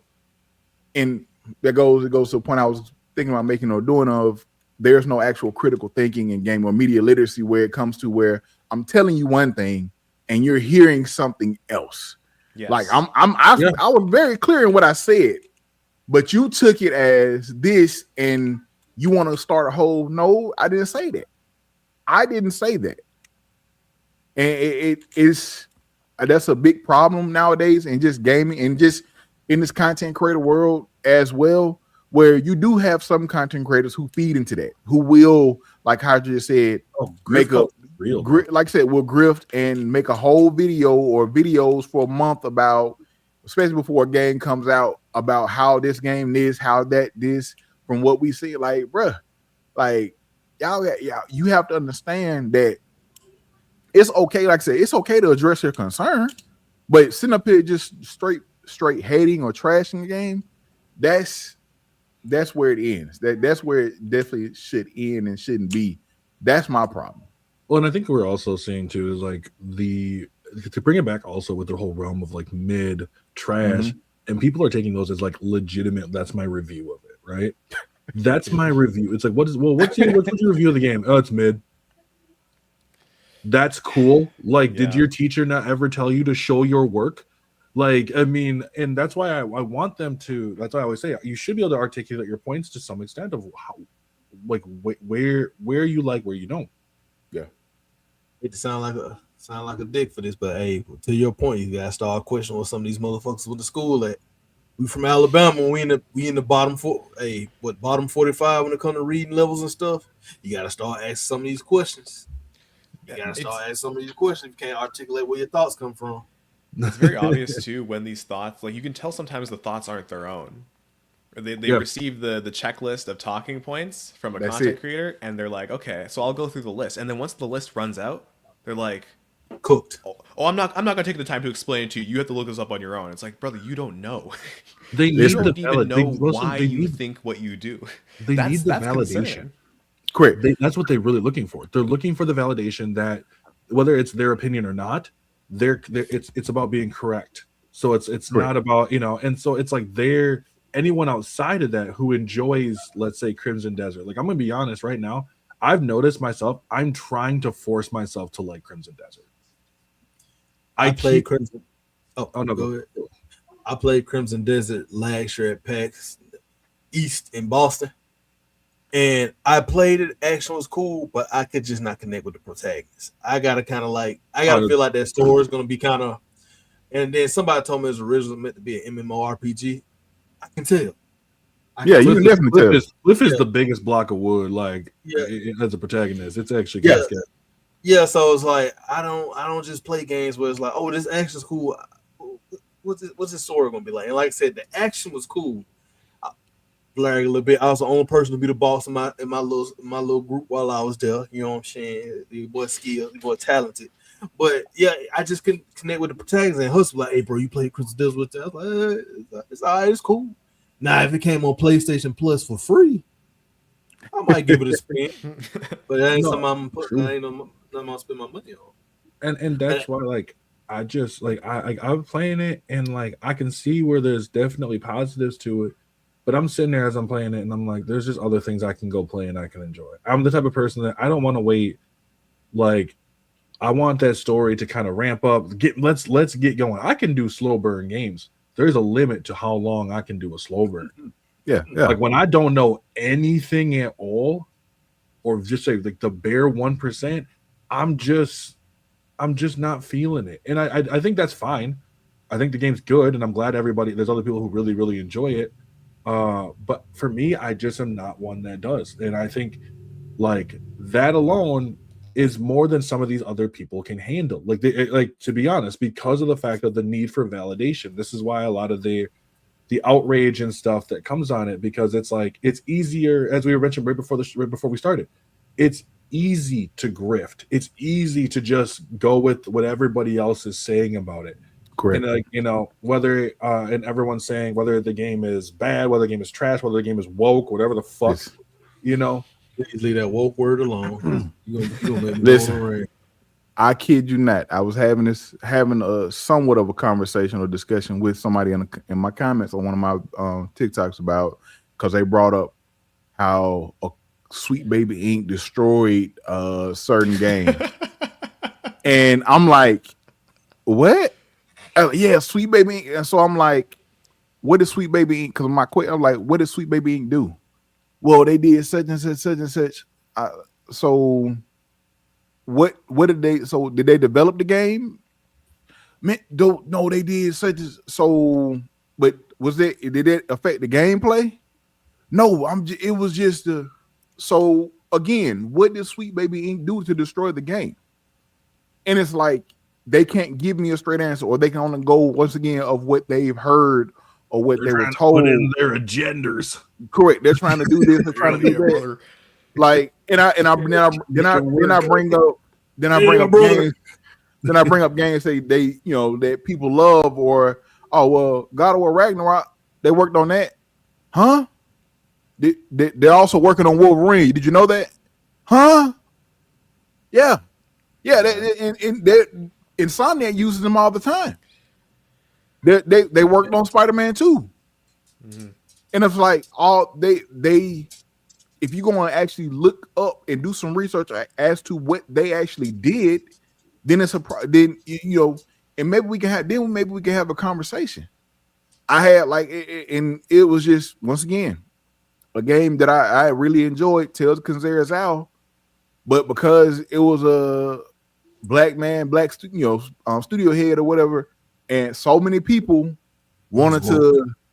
The game was woke. What was and there's my issue with that word, because they have taken an urban word and turned into a political term, and it does have nothing to do with whatever you fucking saying. Mm-hmm. correct? You feel me? Like and Husky made this point, and like I said, like Afro said, I'm a fence setter because sometimes I can see things from both sides, but in this climate now, it's hard to fence it. When people say so many dumb shit to piss you off, and it kind of pushes you to one side. Like when they made Ironheart, I wasn't gonna watch Ironheart, but they said it was woke. Now I gotta say fuck you and watch it, even though I don't want to. I am that type of petty. I will sit there and watch something just because you're saying dumb shit. Now it's getting supported when you ain't supposed to get. But like, take this word woke, and then you could bitch and complain about, why don't you get your own? And then when we get our own, it's a problem. It's a problem. It's a problem. South, like I said, south of midnight. Have you guys you guys ever watched when they talk about like the game shows, the game shows, kind of like the Xbox Direct and stuff, when they bring in stuff featuring like people of color? They eventually have to just turn the comments off because it's just straight racism. Yeah. It's straight racism that goes through there, and it's over and over and over and over. And it's like it's an annoying thing to have to constantly deal with, because it's by some of, and sorry to cut you there, it's by some of the dumbest motherfuckers who have the littlest, the most unintelligent, uncreative, and like just uninspired fucking takes, period. That the only reason that comes down to it is just a person of color. When you start to strip away all their other reasonings for, I don't like the cringe dialogue and Forspoken. Leon Kennedy is cringe as fuck, bro. And people love him for it. Yeah, like he's goofy as hell. Like, bro, you got these cheesy ass puns. Oh, that's gonna blow. I think I want a second opinion. Yeah, Dante's cringe as fuck. But you know what? We tolerate. We just move past it because that's how that character. No, we move past it because they're white male characters. Duke Well, Nukem was that's cringy as fuck, bro. Duke Nukem was Very so much, fucking very cringy. much so. Nukem. They fuck, bro. That last Duke Nukem game was so fucking garbage and cringy. They didn't make a fucking another one. I bought that Duke Nukem 10 years game. in development, I think it was too. It was in Bro, development. I for a bought that long Duke time. Nukem game and I couldn't get paid. I said, bro, I can't fucking play this. I mean, it's the same thing too. You see the way that they criticize bad games as well. When Mind's Eye came out, there weren't any think pieces about how like inclusivity or this was ruining the gaming industry. They're just like, yeah, this is a one-off bad game. Wow, what a bad game that this one studio made that's very isolated. How did that happen? And then like any game with like a black lead comes out and it doesn't do well financially, it's like, this is what you get for including black people, guys. Have you ever considered that maybe that you shouldn't have done that? Bro, You do that voice way too well. bro, So, like- you know, and take the Silent Hill. We have a black protagonist in Silent Hill. I'm not a fan of the black protagonist because I'm like, what black man would be sitting around there doing shit like that? You're thinking logically. This is a game space. So why the fuck is he doing some of this shit? But and me personally, after playing Silent Hill 2, I wasn't fucking with another Silent Hill because I'm like, bro, James Sutherland was a fucking dumbass. Like, why are you sticking your arm in mysterious holes and you don't know what's on the other end and you see random shit walk around this bitch just he hey.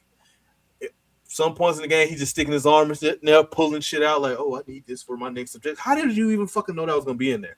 So I'm not a fan of that. But like now, case in point, now that you're like, oh, it's woke. Well, bitch, now I gotta go buy it to say fuck you. So there's that. I remember when Alan Wake 2, because the problem is the criticisms are made by people who don't care about the franchises oftentimes, and people who don't even like care about gaming all that much Don't either. even play it. When Alan Wake 2 announced Saga Anderson as a character, she's a black woman. A lot of people were going around saying, "Wow, they really just like race and gender changed Alan Wake into a black woman." And it's like, no, she's a different character. She is just a completely separate character. Alan Wake's also playable. He's also there. It's called Alan Wake still. Don't worry. They can't look at anything without feeling like it's punching down. It's that saying that like when you know the equality looks like oppression to those who are used to being oppressors.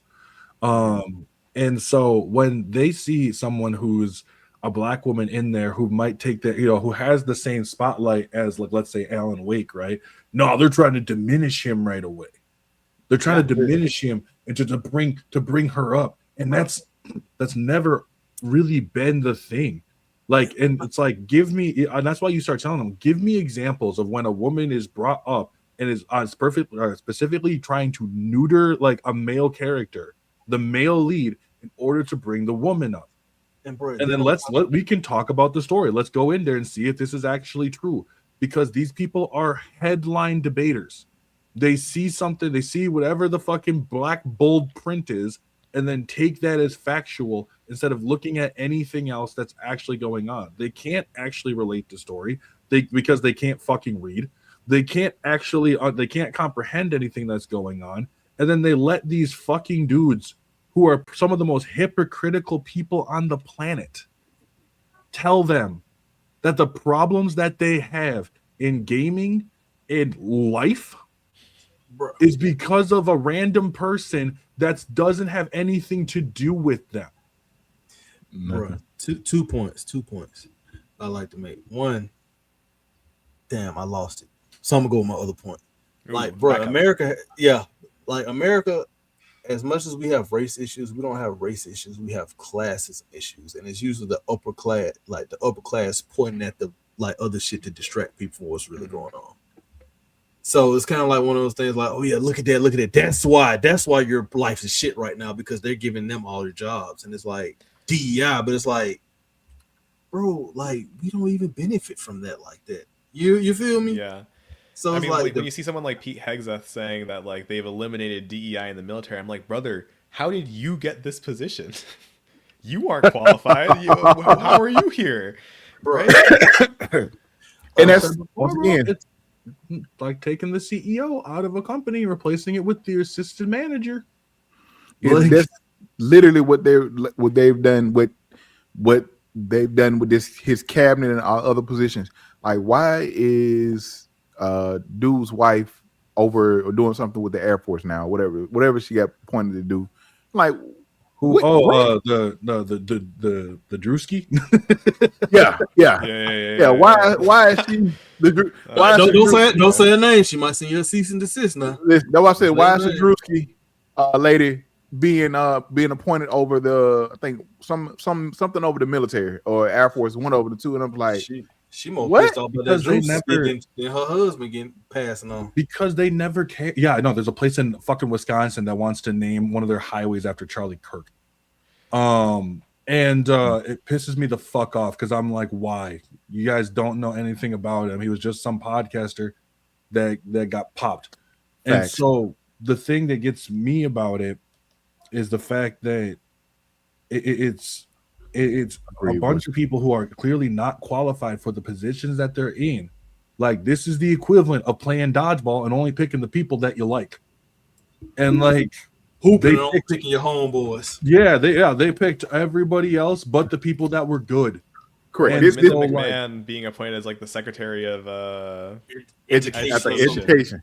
Secretary of Education. This lady, this is the same lady that got put through tables in the WWE And was bad at it. And was bad at it. at a certain point in time. Like, and y'all put this lady over education, bro. It's like Afro compared to the volleyball. I'm gonna compare it to basketball. It's like having a lineup with NBA players and your friends, and you're picking, and instead of picking the NBA players, you're picking your friends. Yeah. Like to win $1 million game, a game for $1 million, and you got NBA players to choose from, but you got your friends. You picking your friends instead of the NBA players. That's what you're doing right now. Right. Another point, Ketanji, let me make sure I say it. Ketanji Brown Jackson or Ketanji, Ketanji Brown Jackson. Yeah. Well qualified woman, right? It was DEI. It was DEI. It was DEI. Well, and the But thing now- is I want to kind of touch on this real quick about the DEI thing because Wait, see boys, this in- I'm sorry. oh, we see we see the only good statement came from Oh, shit. That's crazy. I'm trying to hold that laugh in. But like it's but like I think what gets me so annoyed about it is this push of like DEI was bad, having no, and this once again, we just talked about the having no clue what DEI actually is besides just the diversity, equity, and inclusion. They don't know anything that actually goes in there, but because they've just listened to people, not the people who actually know what it all entails, but listen to other people who just agreed with their thought point. That's all it comes down to. They already thought that a lot of these people, and I think we're learning this right now. A lot of people never move past their racism. They've never moved past their racism. They just passed it down and it took different forms. Racism can't exist. It just changes form. And we are seeing this over and over. When it was slavery, when it wasn't slavery, it was Jim Crow. When it wasn't Jim Crow, it was segregation. After segregation, all that shit. After that, it was redlining. Which redlining still goes on. And then now it's DEI, right? It's so bad for them. And what pisses me off, and I know I'm kind of ranting about this, but like what pisses me off is this affects not just our lives as black men and Hydra, but but also everybody else. It affects their lives too, because their lives become more expensive, their lives become more difficult, their children become dumber as fuck. But they don't care because it still affects black and brown people. And we see this once again with video games where it's like we're taking, if we make sure that we just keep attacking black creators, and guess what? Then we lose a lot of the creativity in the games, and they keep getting the same fucking games that they've been bitching have never made a change. And so eventually it just gets to the point where it's like, what the fuck are you supposed to do? Well, I think earlier you said something about, or someone said something about they're only listening to people who read headlines. Yeah. Right. And the people don't even look into it. I was thinking about Grums, and he's not even like a headline guy. He's a screenshot merchant. This guy, like, I remember when he got pissed off at Monster Hunter specifically because they had like woman in the game who didn't look like Stellar Blade. And he was posting the screenshot that he saw, and he was like, "Oh, we've lost Monster Hunter, guys. They've gone woke now." And I remember very clearly someone sent him a photo of another Monster Hunter character who is like more on the revealing side, and he was like, "Never mind, they're saved." But I was thinking like, both of these characters were revealed in the same trailer. Like if you saw one of these characters, you had to have seen the other character, unless of course you didn't watch the trailer and you just saw a screenshot and you just went with it. Yeah, he probably had somebody sent to him. Somebody sent it to him. Someone He went sent him a with it. screenshot. He didn't do any research. He didn't even like not even research. He didn't even look at the trailer. He didn't look up the character. He just took the screenshot, immediately went post, said the game is gone forever, and he tried to create a discourse cycle off of that. And obviously it got shot down by like Monster Hunter fans because they were having none of it. But there are other fan bases that are much more susceptible than that. And if that's the level of effort that like your figurehead is putting into his work, imagine how much effort you're getting kind of transitioned into your thought process if you're just taking his words and regurgitating them. You're utilizing less thought than him, and he already wasn't thinking. Goes back to that AI conversation we're having. People don't like to do their own research. Mm-hmm. Well, and there was so there one of the reviews on Metacritic got a 0 out of 10. I don't know how much true this is, but I've seen it blowing up around my my Facebook space about the fact that one of the reviews gave a 0 out of 10 because there wasn't LGBT representation in the Crimson Desert, right? Oh, that was fake. And I'm sure it was, but the thing is I never really had a chance to look into it. So that's why I've never said anything about it. But it also just I was like, okay, well, let's say even if it's true, right? That's one person's, but what they've been doing is they've been cycling it around different different review, like, or not review, but like different like game little pages and stuff like that, right? On purpose, trying to attack something that's not even real because they don't look into it. And that's the part that even bothers me. Even if it's true, right? It is one person's opinion. If that's what stopped you from playing like Crimson Desert, then I guess that's a you thing, buddy. Yeah. But like, it's so wild. Like, it's funny how many people will say like, I don't believe in IGN, I don't trust any reviewer, but will be the fastest people to approach their videos in the comment section saying that the review is trash. It's like, if you don't care, it goes back to the gaming conversation. If you really don't care about something, the best way to not care about it is to not engage with it. If you're engaging with it, you're no different from a fan. You're on the algorithm treats you the exact same. Correct. And so like when you see, but the people keep doing it because they like content creators will crap on reviewers because at least they have a monetary incentive. Like those videos get a lot of views, they can farm discourse. If you're just like a random person, you're not a content creator and you're trying to dunk on reviewers, like you're in it for the hate of the game. It's like you're in it for the love of the game. You're just hateful, and you're getting them on your For You page more because you're commenting on their shit, and then you're going to get more angry and you're going to keep commenting. I'm like, what is that? Just play what you want. These are the same people who also go into like, I don't watch news, and then they just spit out every fucking like Fox News talking point. That's and classic. Then they're just like, no, I don't really watch news. Shut the fuck up, bro. Like, whether you're getting it from Fox News, Newsmax, something like that, you watching the same shit. Like, you watching the same shit, you catching the same shit. No research, no facts. There's no facts to base their opinion off of. Like, listen,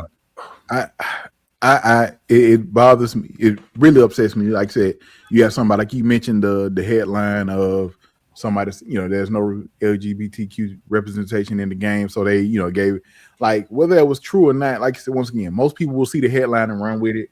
Most people won't go and check. Like, and it's the whole Dragon Age to Veilguard thing where sites or developer or reviewer, whoever went in after they found out about the whole scene about, where you can non-binary shit. Yeah. People went in and was from IGN to other places putting out whole articles and stuff like that. It's like they drew attention to it. They lean into the hate. Granted, their review or whatever may have not been hateful, or their article about that part may have not been hateful. It's the fact of, the society we in, that how the internet is in the first place, and you're just leaning into it. You're not focused. Your headline is part of the issue. You're not helping. You're not trying to redirect. You're not trying to shine any type of positivity onto Like you're hurting this. And a lot of times where my dislike for gaming sites or gaming websites is not, it doesn't necessarily stem from reviews. Like myself, like I didn't have a problem with IGN for a long time, but then you had as far as like their reviews, like once again, I understood there were opinion pieces. Like that's their person's opinion. I don't understand why we got somebody who don't like first person shooters reviewing a first person shooter, but I digress. It came from the other stuff away, how they would go along with so much stuff. Like it really pissed me off. Like someone who is like, I love all the systems. I have all the systems, love all of them. However, I do prefer to play on Xbox. But I saw a lot of hate where it comes to anytime Xbox did anything, especially when it came to IGN, like it was always some type of, they would report the negative anytime something did with Xbox. I remember when Starfield came out. I know a lot of people had a problem with Starfield. I was okay with Starfield getting a 7 from IGN or whatever the case may be. Didn't really care about it because I was going to play the game regardless. I love Starfield. 7 is not a bad number. 7 correct. Yeah. Correct. And I love to see. I'm glad it's going to PlayStation. I'm glad a lot of more people are getting to play it. Getting it on PlayStation. Listen. So when he play it, he can come back to me and be like, hey. So I'm gonna be like, I already know, bro. I already know, but I'm excited for that. But like I used to listen to one of IGN's podcasts, and I kid you not, every time something was wrong or they found the way to bring up or trash Starfield, every time anytime something came up, it was trash in the jump. They could be talking about the furthest game away from Starfield. Guess what? They're gonna find some way to bring it up and trash. And I'm like, I don't like this. Like, why are we trashing this game? Especially, if you want to, there are other games out there, but why are y'all always bringing this game up? And it just like it makes me feel like because the game was, a certain point in time exclusive to Xbox, like it's an issue. Like it's this or it's that. And it's like it made me stop. I'm like, you know what? If that's what y'all do it, that's fine.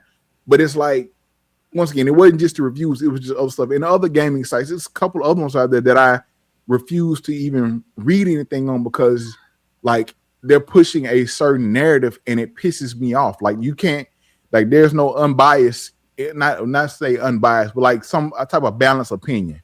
Like it's okay for you to have an opinion or something, or if you're writing an article, give me the facts first, and then you can say that last piece. Like when I write, if I'm writing, I'm going to give you the facts, and then maybe that last paragraph, I'll include my thoughts as far as what I feel or whatever the case may be, man. But it's just, it's the way things nowadays. A lot of these sites are pushing a certain narrative, trying to feed into these grifters or the gaming space or the gaming community, and they feed into a lot of the hate a lot of times. Yeah, I think what it is really, and it's kind of a factor in causing all of these problems, is we live now in a kind of attention economy motivated by clicks. Yeah. And so when the incentive for everyone, regardless of what you talk about, who you like, what you like or whatever, comes down to getting as much attention as possible, there are certain methods that will naturally create these like adversarial conversations. It is algorithmically better to say this is the best game of all time instead of saying this is my favorite game of all time, because people will then react to seeing best. They'll think, oh, you're saying that it's better than my favorite game. They'll comment, they'll engage, and that will boost in the algorithm. But as a whole, that makes it more toxic, right? If you're writing an opinion piece about a completely separate game, you're incentivized to kind of bring up some other games, whether to bring in that audience or maybe to trash on those games to get some kind of reaction. Player count numbers, especially. So many articles and content creators love to talk about player counts because, oh, this game lost 95% of its player count in the first week, or it sustained its player count. The player count hit a new peak, and it's just a really good way of getting reactions out of people. And so long, I guess, like the internet as a whole, there are spaces where you can have good conversations. You can get different perspectives, and you can keep it civil. It's just not promoted by the algorithm. It's not as incentivized to be like that. Also, anybody else play Dragon Age Veilguard? Yeah, I have to get around to it. Yeah, I have. I'm still working through it. Okay. Because I ain't gonna lie, I romance Tosh non-binary ass. So yeah, I was just trying to see anybody else made that decision. So that's just I haven't done any of the romance stuff. No, I started with Harding. I like Harding. the dwarf. Something kind of interesting actually about the Dragon Age the Veilguard thing, and this is just like me completely speculating. I do wonder when the decision was made for it to be put on PS Plus, like, because it went on to PS Plus really quick after like launch. 2 to 3 months after. Yeah, it was like, when did it come out? Because it was literally like January the next October. year. It was October because I remember because I bought a shit ton of games and I was balancing and struggling to play them all. Yeah, because I think it was Dragon Age. No, I think it was Dragon Age Veilguard, 2K, Call of Duty, and something else like another game or two dropped that month, and I was like, God damn! Yeah, because in January of the following year, it went on PS Plus, and I remember thinking, I was like, okay, even if this game sold like ass, that is like really fast, and so it makes me wonder if they made that decision before the game came out, because like I said earlier, like these companies, they move really slow. A lot of time it takes to get approval, to get all these licensing things arranged and all that. So like if they knew it wasn't going to do well before it came out, like they know, okay, we kept switching around how this game was going to be, we already know it's not going to do as well, they might have already signed that deal with PlayStation, like, or they were finalizing the deal as the game was coming out, regardless of how the game did. Because they just knew. I ain't gonna lie, I might get bad taste in games, so I thought it was a big game, man. I would have given it's not about the quality of the game. I think like sometimes, like if you're like an economics guy or whatever, you just like, the writings on the wall. Like you see the sentiment surrounding the game, the current climate of how people will react to things, and you're just like, I know this is gonna be like an outrage. Well, and that's the thing. I think what gets me, like what's also kind of annoying is the fact that, granted, they didn't know that. They probably knew it when like Tosh, it was developed some sort of traction, because at the end of the day, like attention, good or bad, is still attention to them and still brings in those draws. But it's like the game itself is not bad. The game itself is not bad. It's not a bad game. It's actually a pretty solidly good game.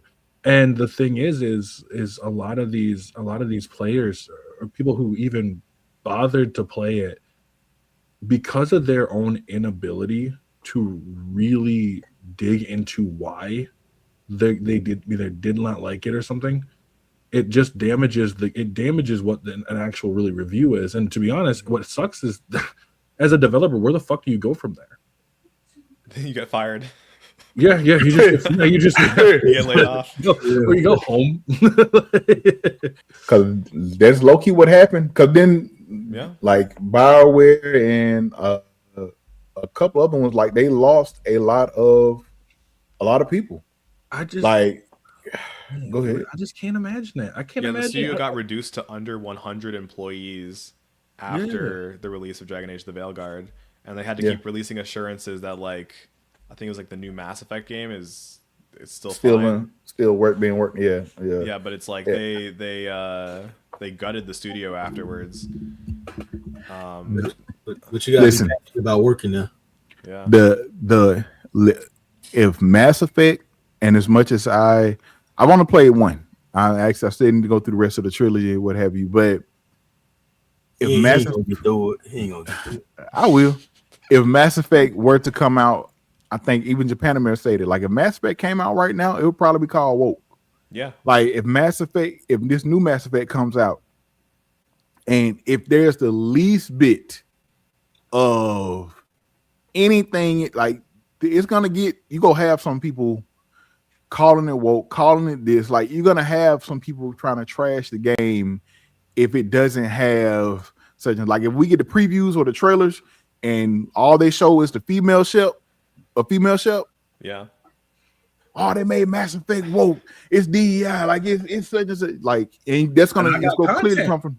We all got content coming up then, man. Yeah. And that actually, like, they did that for Baldur's Gate 3 before it came out. The bear. Like, there were mass campaigns of like, this is the woke nightmare of a game. And then because it's like one of the most awarded games of all time, regarded in history as like one of the greatest of all time, the conversation died out. They had to kind of switch to another game. But you can bet your ass, if it didn't review as highly, they would have kept talking about it. Oh, yeah. It's the classic strategy. Every game is woke until it sells well. Then it actually wasn't woke, and that, like, I've had people in my comment sections try to explain to me how even given their definition of woke, like the including minorities thing, Baldur's Gate 3 doesn't count because it sold well.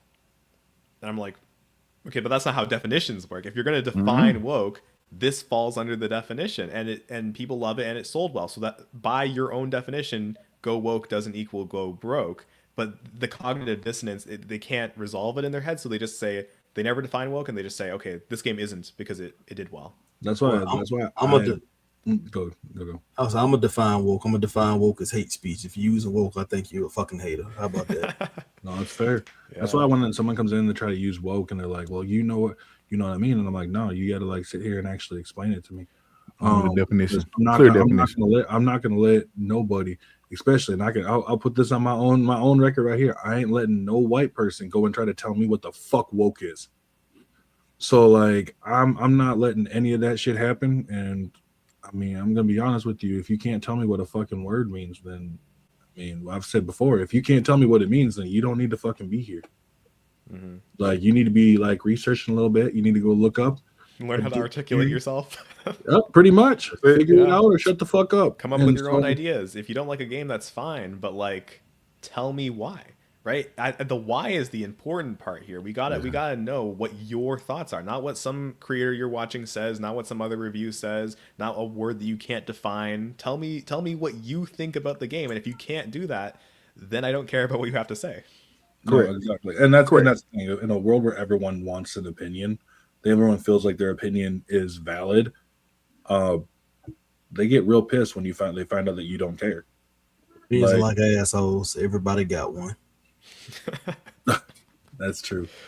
But I guess the last question for y'all here before we wrap this up is where can they find y'all here? You can find me on YouTube at Hydramazing, on Twitch at Hydramazing, on TikTok as well at Hydramazing. Yeah. Okay. No, y'all can find me at the Husky Hokage everywhere on TikTok, YouTube, Instagram, all the socials. Also, make sure y'all check out Victory Road AGP on YouTube, TikTok, and IG. That's if you want more of me and Dub together and some of our antics and situations and all the stuff that we do. Victory Road AGP on IG, TikTok, and YouTube, man. That makes sense. I'm just gonna put all social media for that one because that's fine. That's fine. Close enough. But and then for myself, you guys know where you can find me, Twitch or YouTube, because that's how you are watching this. So let everybody know.